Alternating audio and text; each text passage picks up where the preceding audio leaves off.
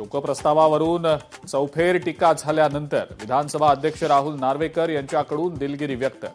शोक प्रस्तावाच्या दिलेल्या प्रतीमध्ये त्रुटी असल्याची नार्वेकरांची माहिती.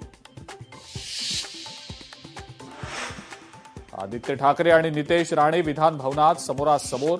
नितेश राणेंनी आदित्य ठाकरेंची पाठ थोपटली.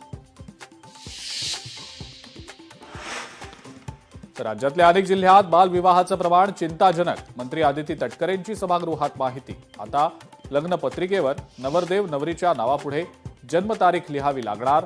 राज्य सरकार घेणार निर्णय.